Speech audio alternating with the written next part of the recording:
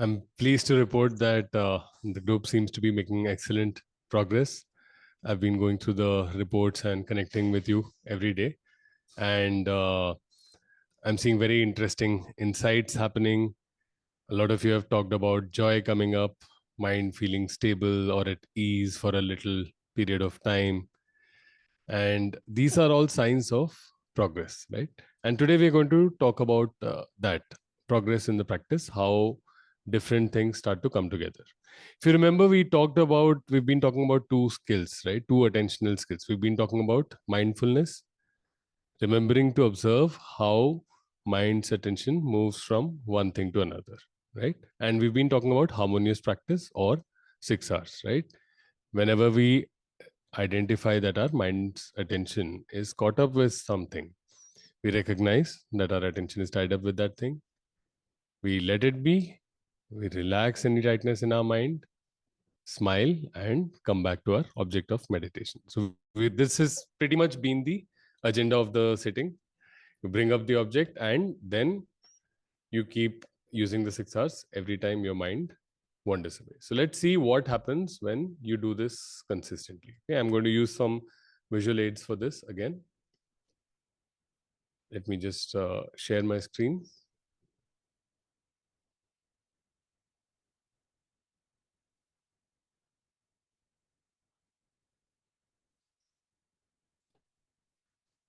So like we mentioned, right? So we have this timeline. The blue bubbles represent your object of meditation, right? You start with that wish for yourself or your friend. Your mind wanders off to some other topic, some other thing, which is represented here by the red bubble of distraction, right? And your mindfulness kicks in, right? You remember suddenly that, hey, this is not what I was intending to do, right? At that moment, you use the 6 Rs, right? And like I said, the only thing that characterizes a good sitting, a good meditation is that whenever you recognize this, you use the 6 Rs. It does not matter how many times your mind wanders away. Every time we use the 6 Rs. So you use the 6 Rs, your mind comes back to the object of meditation here in the next blue bubble. Your mind gets distracted again. And you use the 6 Rs again. And this repeats for a little while.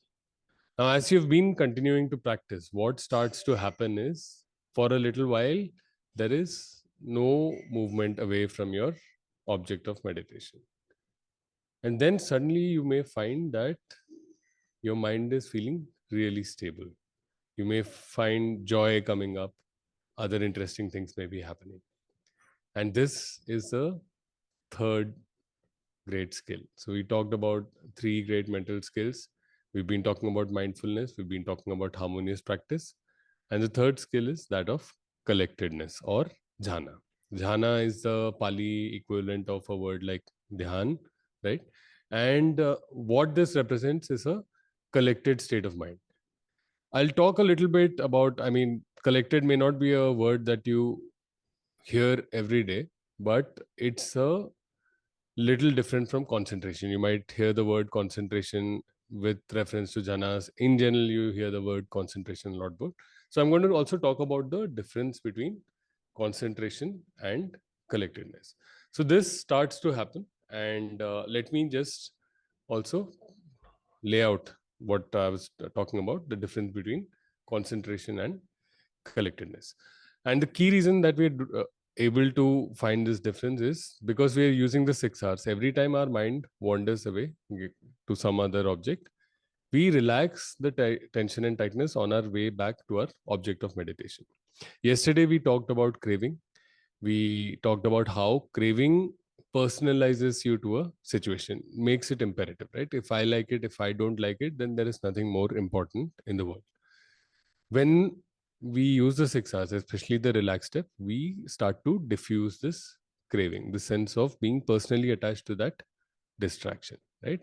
And as we do this, our mind starts to learn, right? Our mind learns from every action that we do. As we start to diffuse the craving, as we use the relaxed step, our mind starts to learn that maybe it is not so important, at least at the moment, for me to get personally attached with the distraction and go following it. Feed it with my attention, make it grow bigger and bigger, right? So the mind starts to learn this, right?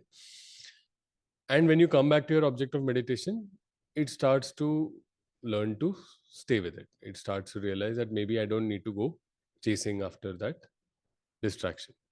What's also happening is every time you recognize, right at the beginning of the 6 hours, you are also sharpening your mindfulness. Your mind is also learning that I need to start looking out for these stray movements, these distractions going away from my object of meditation.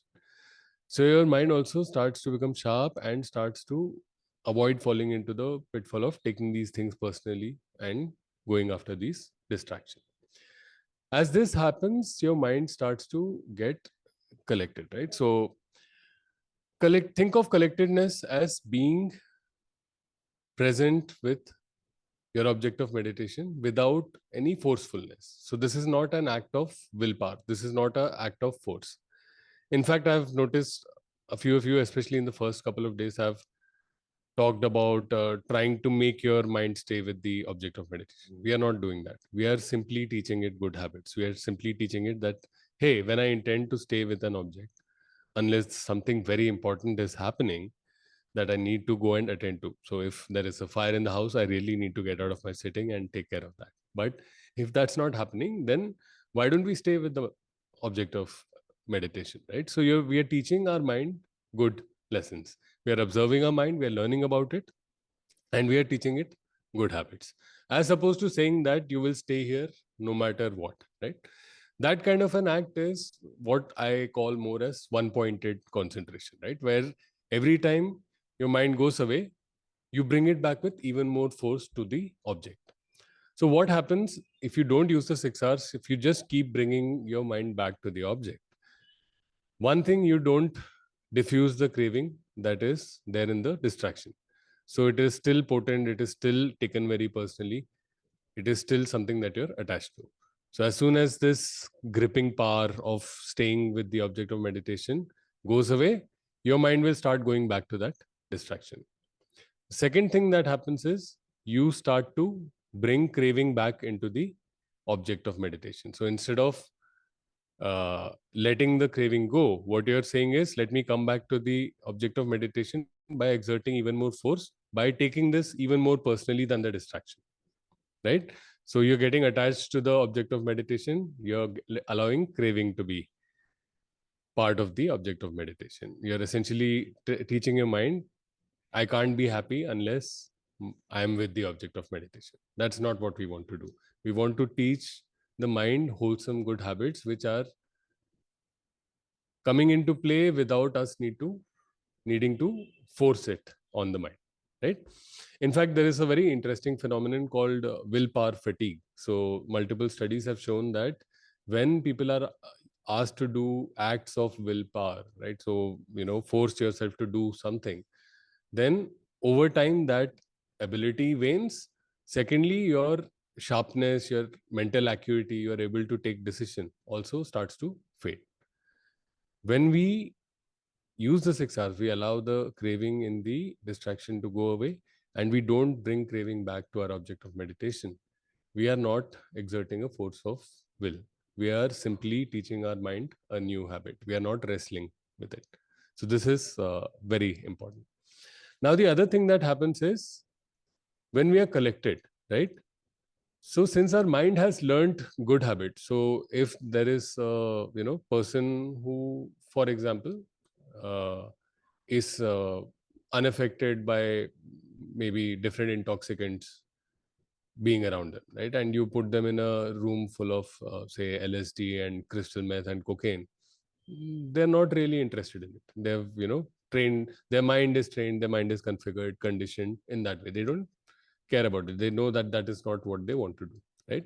On the other hand, if your mind is not trained with good habits, so only as long as you can restrain the person in question will they stay away from all these intoxicants, right? These powerful intoxicants. So as long as there is somebody policing it, somebody holding them down, they will go and consume these intoxicant, right? So that is, it's one example of how you can train your mind to learn good habits, and it allows you to get the same results of being with an object of meditation or being with a task, right? Being collected around a task, not getting distracted without the use of excessive willpower, without forcing your mind to be there. And the additional thing you're managing to do is you're managing to reduce the craving that is there in your mind with regards to different distractions, different other objects than your object of meditation. Great. So we talked about collectedness and jhanas. So now there are 8 different states of mind, collected states of mind, and these are deeper and deeper and deeper, right? And they allow you to get deeper and deeper insights, right? So the other thing that happens also with collectedness is, because you're not so tightly wound around the object of meditation as you would be in one pointed concentration, because you are using a lot of force of willpower, you're able to be with the object of meditation, you're also able to see the things that are around it. You are able to learn a lot of things about what else is happening. So while you're with your object of meditation, there will be attentional movements that are happening in your mind. Something is trying to take your attention away, something has come up in your mind, something has drawn a part of your attention, and then maybe something actually takes your complete attention away. But what's happening is, now we are in a stable state. There is not as much activity as there is when you begin the sitting, right? And your mind is still open, right? So it is not covered by that forceful willpower, right? So your mind is able to see what else is happening and can get very deep insights. And these insights get deeper and deeper. You go through multiple collected states which are deeper and deeper. These are called the 8 jhanas. So I'm going to give a little bit of an overview of that, and also talk about some of the changes that are happening that are related to the different collected states. It'll be interesting for some of you. I think when I go through what happens in some of the states, a light is going to go off in some of your minds, because some of you are already starting to get into different jhanas. Okay. So I'll use the visual aid again. I also want to talk along with this about the Brahma Viharas, or sublime states of mind. Brahma Viharas is literally can be translated as a divine abode, or an abode fit for the gods, right? So loving kindness or metta, the object of meditation that we are using right now, is one of the divine abodes or Brahma Viharas or sublime states of mind, right? I also want to talk about how the Brahma Viharas correlate with these collected states of mind. How our object of meditation essentially is guiding us through these different collected states of mind where we get deep insights. So back to the visual aids again.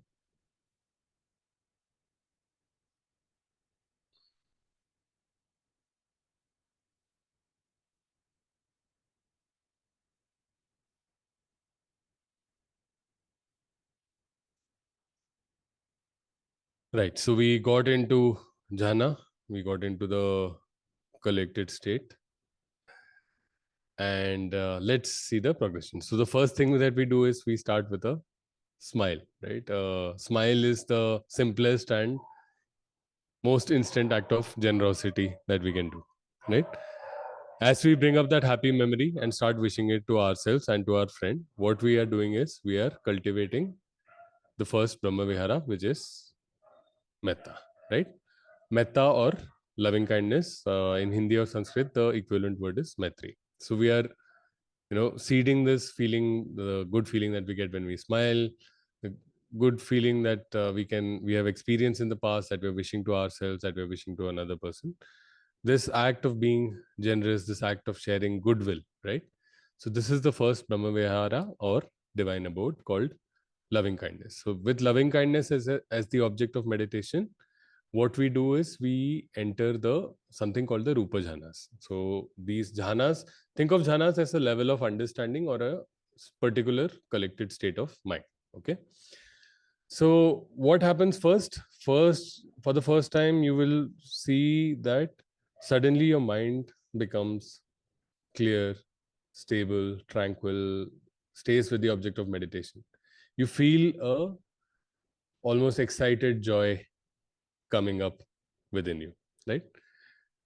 After a while, this joy stabilizes into more of a feeling of happiness. And as you continue, right, you go from the first jhana to the second jhana.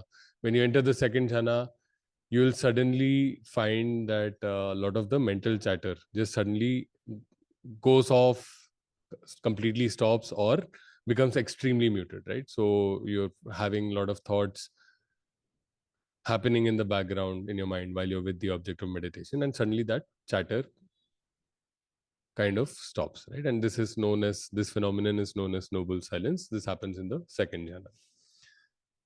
You're getting more and more stable. Your mind is getting more and more stable with the object. By the time you get to the third jhana, the stability has really become comfortable, and you're able to stay very comfortably with the object of meditation. In fact, this is often called a pleasant abiding.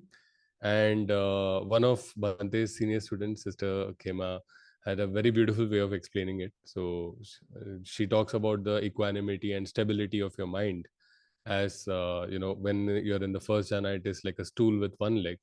When you're in the second jhana, it is like a stool with two legs. And by the time you reach the third jhana, it is like a stool with three legs, right? And further, you move on to the fourth jhana. By this time, your sensation of the body starts to come down a lot. In the third jhana, also, you will stop feeling, very gross sensations from your hands and feet and your body. It will start coming down, and you'll notice them only when you start to pay attention to them. By the time you come to the fourth jhana, your the feeling will start to feel like it is radiating from the head kind of area. This is a question I've asked some of you, and your involvement with the body is not too much. One of the reasons is, so when you sit still, and that's why sitting still is important. When you sit still for a long enough period, then your body stops paying too much attention. Your mind stops paying too much attention to the body, right? So your mind looks for change in the environment typically, right? So when you go and sit on a new surface, you'll feel that the contours of the surface, how you're sitting on it. But when you sit there for a while, you don't register it at all. So similarly, you stop getting very major sensations about the body, and your feeling starts to come out from your head kind of area. So this happens in the fourth jhana. Your metta or loving kindness is growing continuously. As it grows, as you start understanding about the mind. So by now we are also looking at very interesting things about the mind. We are getting a sense of how the craving within us leads to dissatisfaction, how this is a cycle that is happening almost all the time, right? So tightness appears out of nowhere, distractions appear out of nowhere. So many times in a day we keep finding that our mind is distracted with something, obsessing over something, right? And we start to understand this better. So as our loving kindness grows more, as we start to feel a comfort which is very different from what we feel in normal life, as we start to feel that there is a alternative to the kind of existence we have in normal life, that there is something that is beautiful, comfortable, happy, free of dissatisfaction and suffering, right? In this state you will feel no dissatisfaction when you are in the jhana, right? That is the moment, that is the period of time when your mind is really stable and with the object of meditation without any tendency to move towards distraction. So as you start understanding this, Brahma Vihara, this feeling of loving kindness evolves into karuna or compassion. So you'll find a slight change in the texture of the feeling that is going out, right? It'll feel, for lack of a better word, I'll say cottony, right? So it starts changing into karuna. And this is the beginning of the Arupa jhanas. Why are they called Arupa jhanas? Because, like we mentioned, that your mind is less and less involved with the body. And by the time you're in the Arupa jhana, it feels like you're not, in your body. Like it's purely mental activity that is happening. You're completely looking at things that are happening in the mental realm. When we develop karuna and compassion at the same time, we are also moving from the first four jhanas, which are the rupa jhanas. We move into the fifth jhana.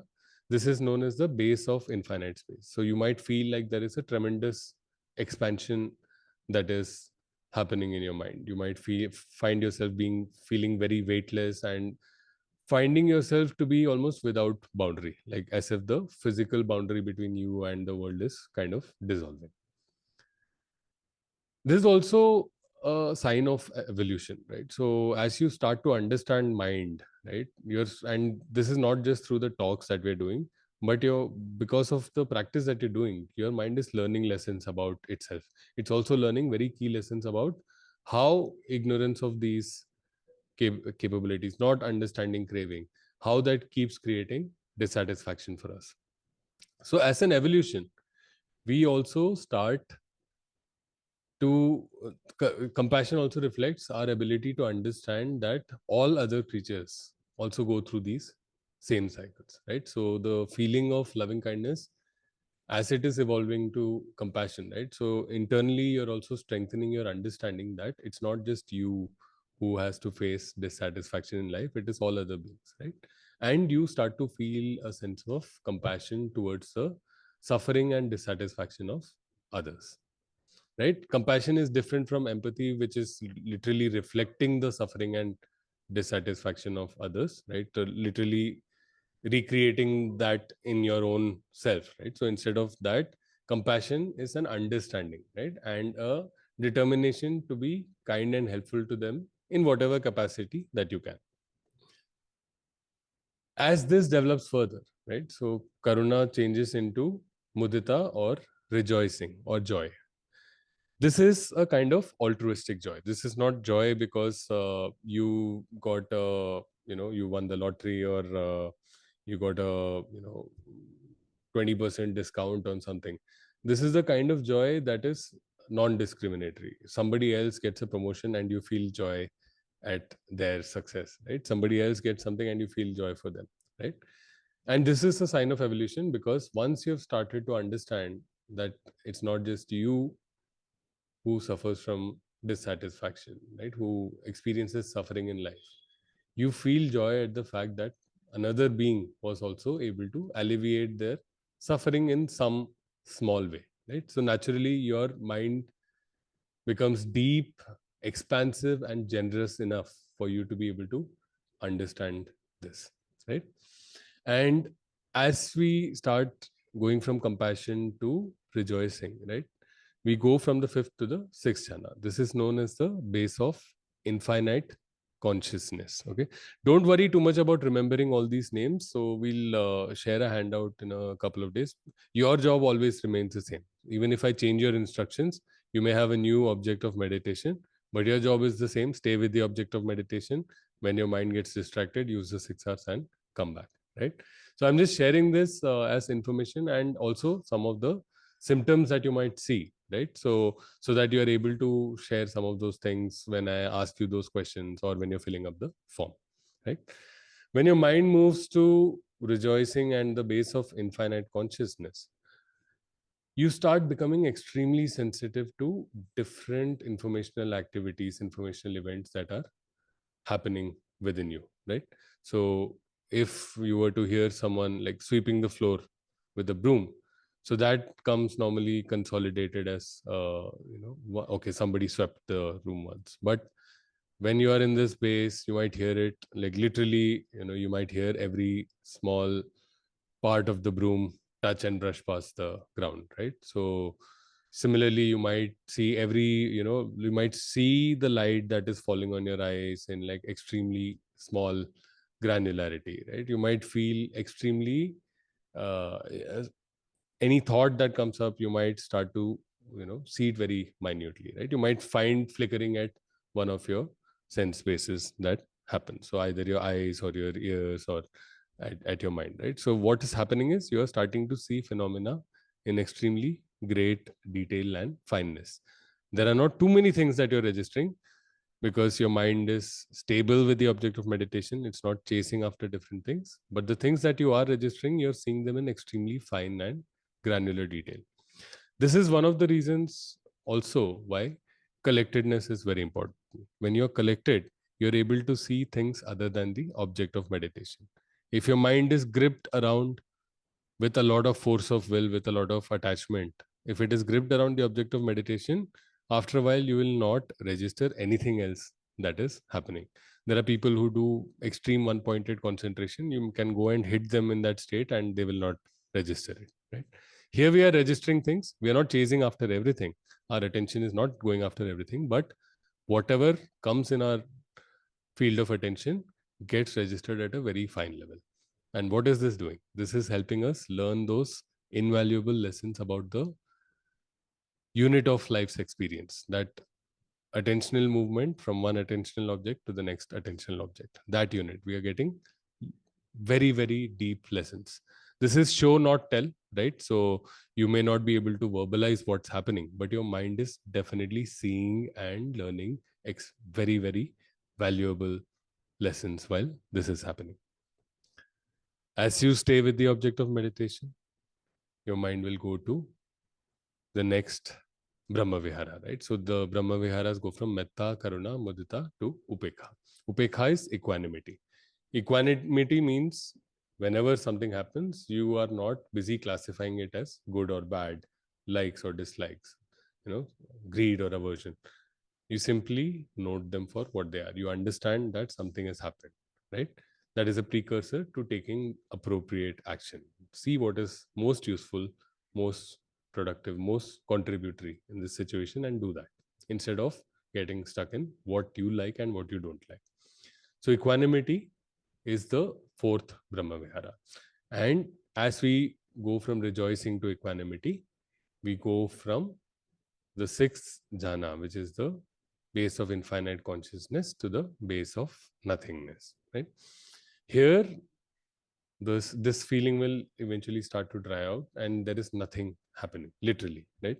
There is, you are almost in a dark space, and your mind starts to see the very beginning of different things, different phenomena happen, right? So there'll be little wobbles that indicate that something is going to happen in your mind. Even very early in the jhanas, even before you enter the jhanas, when your mind is stabilizing and getting ready to get into a jhana, at that time you will start, and most of you are already noticing it, you will start to notice a slight wobble or tightness before the mind wanders away. Maybe you've not paid very close attention to it, but your mind is already registering it and learning this, right?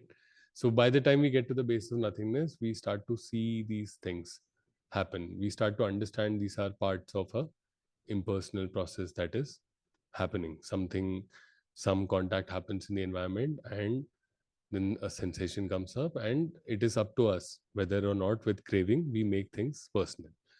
Here there is such little craving in your mind that you're not making most of the things personal. You're able to see that they're part of a impersonal process, at least get a sense of that. And finally, from equanimity, now all the Brahma Viharas completely dry up as we go through the Arupa jhanas, and finally we get to the final Arupa jhana, the eighth jhana, which is also known as neither perception nor non-perception.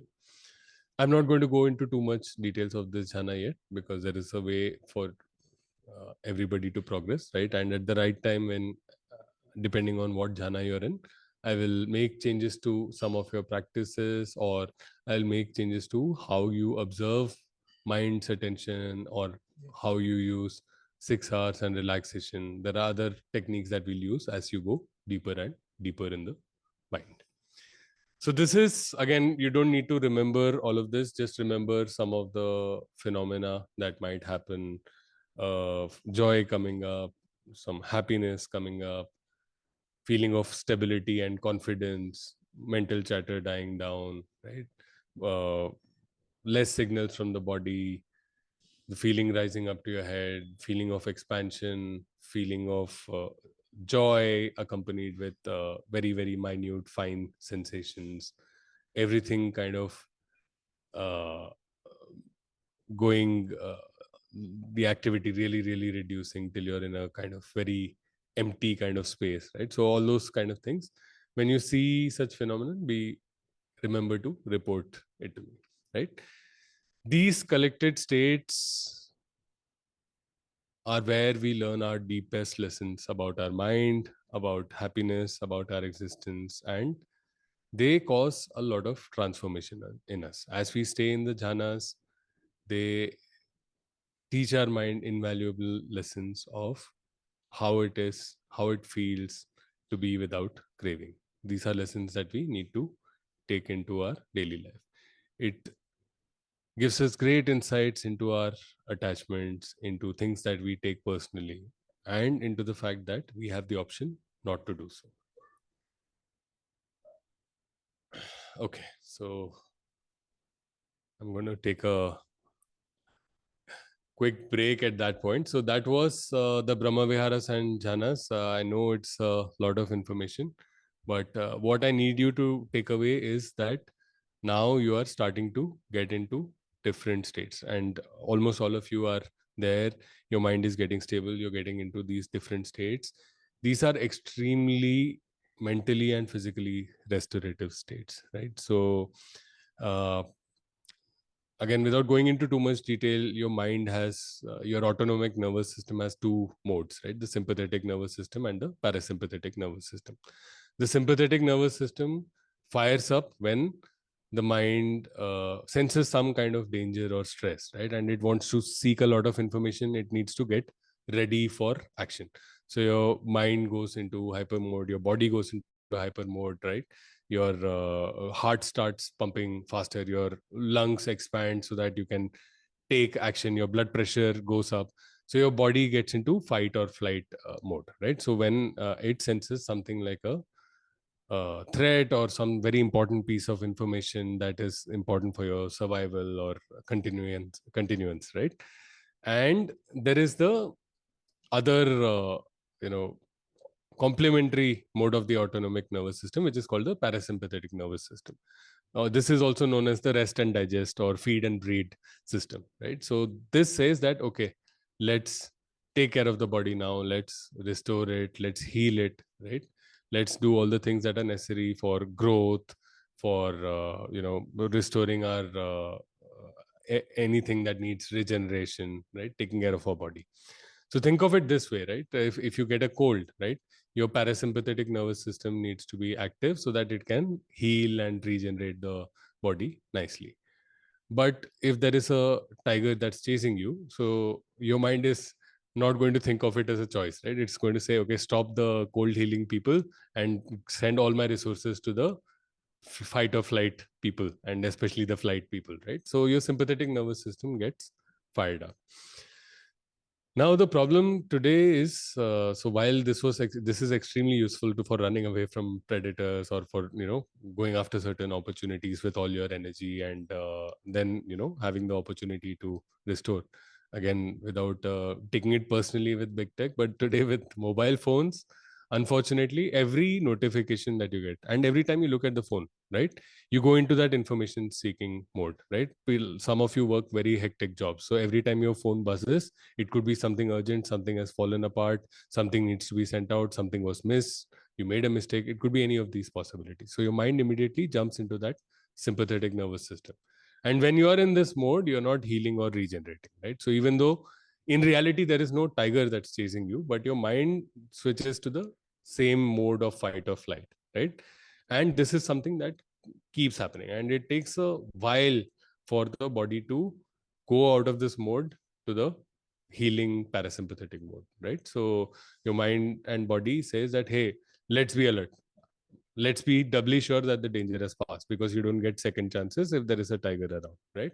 So it stays in that mode and takes a long while to come back. And this has impacts on everything. This has impacts on body inflammation, this has impacts on chronic stress, this has impact on extremely critical ailments that can happen. And obviously this has there is also like a continuous feedback loop between the mind and the body, right? So if the body is not very happy, the mind is not going to be very happy. If the body is happy, the mind is going to be happy. If the mind is happy, the body is going to be happy. So there is a continuous feedback loop that is also happening. So when you're in that sympathetic mode, when you're in a fight or flight mode, you're going to take things, you're going to investigate things more from the perspective of there being potential challenges, potential threats, right? Now, the Brahma Viharas have been scientifically tested, but to actually promote parasympathetic mode, right? So when you're in the jhana, your mind is like, okay, we are not going to get stuck in craving. We're not going to be, I like it, I don't like it, right?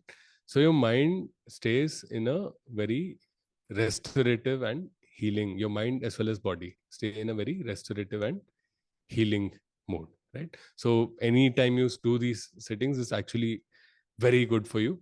And every time you use the 6 hours, right? So 6 hours, using the 6 hours also gets you out of that state of agitation very quickly, right? So this is one very important reason, right? Cultivating the Brahma Vihara is actually good for both our body and mind, and doing them in the jhanas is extremely not just restorative and healing, but gives us very, very deep insights into the inner workings of our mind.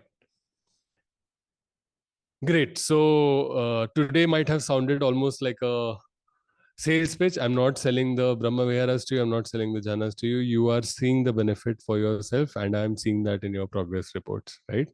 So this is more to lay out the territory that is coming up ahead.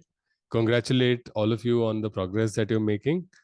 Motivate you to continue, because by continuing, you're learning extremely invaluable skills that unfortunately you've not got in any other classroom, right? And and by classroom I'm referring specifically to our standardized education. We don't get it there, right? Here's an opportunity. You have decided to take the time to invest in yourself. You've all made great progress to this point, so I want you to keep going, keep smiling through the day. So just like I was talking about the feedback loop, a smile also releases neuropeptides and other things that are extremely good for your body, right? Releases endorphins. They are things that are great for your mind, right? So just like the mind conditions the body, your thought, you're looking at a notification from work or you're looking at a news item that is triggering, right? That sends your body into the sympathetic nervous system. It is actually unhealthy for you, and most probably you have nothing, no action at your end that you can do about that news item, right? You're just going to read it, you're going to get agitated, and your mind goes into the sympathetic nervous system, goes into fight or flight mode, right? And you learn to reinforce craving, right? Because you went into that thought process of I don't like it, right? So we get out of these loops and allow these restorative states to help us heal better, grow better, and become smarter by helping us get great insights. Sit longer, keep smiling. It's going to really help, and we're going to have a lot of fun. So we talked about some of the interesting things that are happening. You're also going to get very, very pleasant experiences when you go through these states of mind, and I'm wishing that they happen and happen consistently and happen often for all of you. I'll stop today's talk with that. If you have any questions, I know this is interesting and very intriguing, but also potentially confusing territory at the moment. Feel free to send me your questions, and I'll be responding to you. And please make sure you send in your forms by the end of the night, right? Because I'm using all the information that you're sending in the forms to get a good sense of where you are and what is the input that you need right now to go further and deeper into these sublime states of mind. Fantastic. Have a lovely evening, everybody, and I'll see you in the morning for the group meditation.